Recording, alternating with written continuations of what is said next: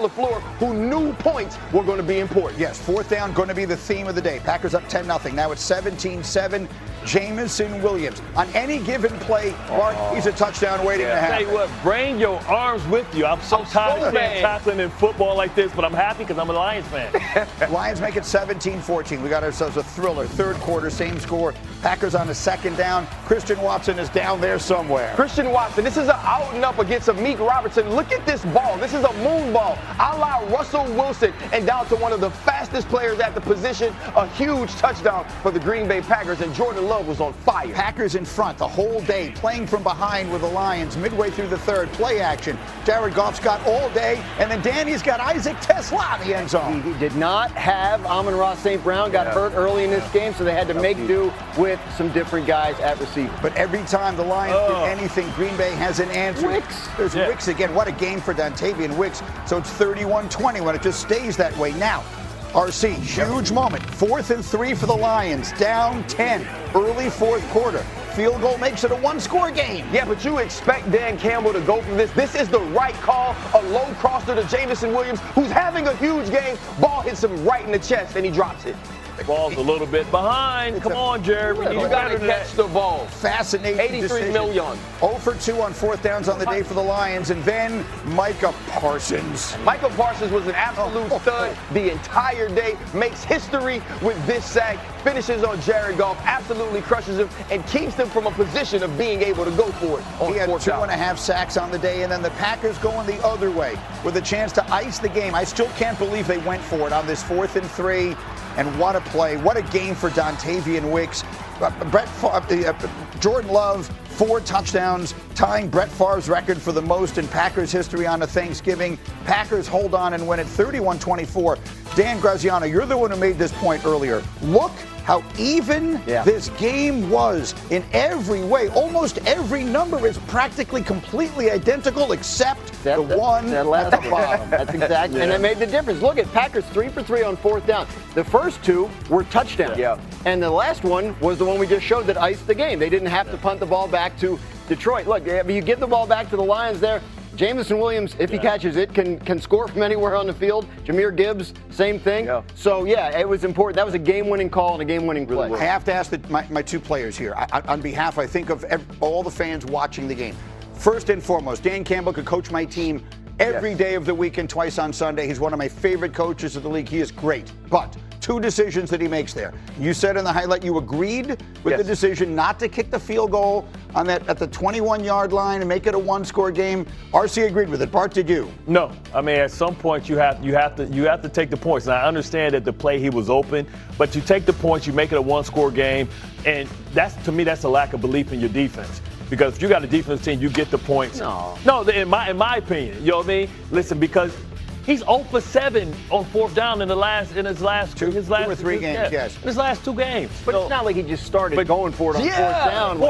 But it's 4th and 3. But you're just going for it on every fourth down. I mean, but I feel like he doesn't go for it on every fourth down. No. But you're playing against the team that's being extremely aggressive. Because you don't believe in who. So early on, think about this. Early on in the first half, you have the 2 run plays, right? That they're stopped in the backfield by Michael Parsons and Evan Williams, right? They finish, or McDuffie, they finish. And then now in this situation, on 4th and 3, when you've been aggressive your entire tenure as a coach, you won 3 games the first year, and you were exactly the same way. You were this aggressive at all times. You don't change in that moment, because if you watch that play, if Jameson Williams catch that, he is still running right now in downtown Detroit, probably hanging out with Cade Cunningham in the Pistons. If it was a fifth, we'd all be drunk, though, too. But I mean, there's 10.5 minutes left in the game. If there's 5 minutes left in the game, no, that's not what you're missing. If there's 5 minutes left in the game and you think you're only going to get the ball one more time, sure, you cut it to 1 score. But at 10.5 minutes, you're not out of possessions I'm yet. glad you said that, because they did only get the ball one more time. And the reason for that is it took them 6 minutes to run their next drive, which results in the field goal. We showed you the Micah Parsons sack. That winds up holding them to the field goal in that situation. And Bart, the amount of time they're letting run off the play clock on every snap. They're huddling. They're snapping the ball with 3 seconds, 4 seconds left. In a 2-score game, I found myself rooting for the Lions for no reason, and I'm screaming at the television, why are they taking so much time? Well, I think they knew that they were going to get an opportunity. They still had an opportunity to stop them with the 2-minute warning with all their timeouts. They knew it was going to come down to one possession, so those seconds on the clock really didn't matter. What was important was make sure you get the right play, make sure you have the right side adjustments. If Green Bay brought you something defensively that you weren't prepared for, a lot of times you go no huddle, a lot of times you can't really be complicated in your protections, and you mess around and get an easy sack, game over, especially with Michael Parsons, Rashawn Gary, those guys hunting. So I didn't have any problem with that. I want to go back to the fact that you take the points, and if you don't take the points, it's because you don't believe in your defense. But how can you believe in them? You're watching the game. You are watching the game, and you are watching Matt LaFleur at every moment know exactly what's coming, have the exact correct man beater dialed up, and it's working time after time after time. Hey, listen, like Emmett said that one time, a leopard can't change his stripes. It can't. I understand what both of you were saying. I would have kicked the field goal, but that's neither here nor there.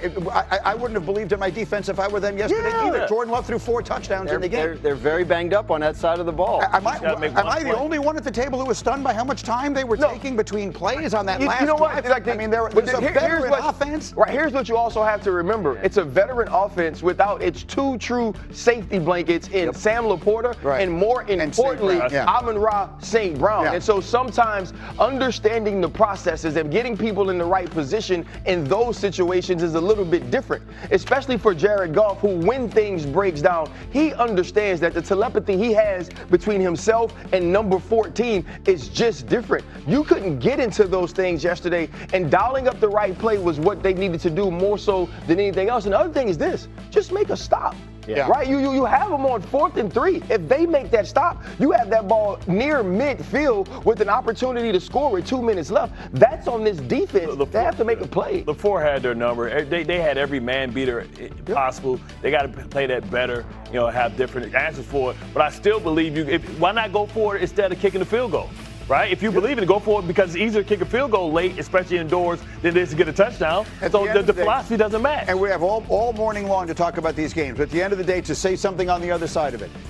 Jordan Love was brilliant, Micah Parsons was brilliant, and the Packers look legit. Why can't they look like this every week? Right. Like they don't play the Lions every week. They can be the best team in the league. And sometimes LaFleur goes in with a conservative game plan. I think because maybe he thinks it's a lesser opponent, and then he pulls out all the stops in Detroit on Thanksgiving. The Packers could be that good every single week. Well, to me, Jordan Love's aggression that we saw starting with the New York Giants and into this week was big, but it was also Michael Parsons. Right? We've talked about Jerry Jones finding a way to correct the mistake of trading Michael Parsons away, but what we saw from him yesterday was absolute dominance. And the way Jeff Hafley has utilized him, we see him make so many plays lined up as a rush end. We forget he's an off-ball backer. And so now when you see him on 3rd down and the way that he's utilized standing right behind the nose tackle and moving around as some sort of chess piece has been huge for how this team has progressed the pass rush. We have a tape on that a little bit later in the show. We have so much to get to today. Rolling on. We'll get to the Kansas City side of the game.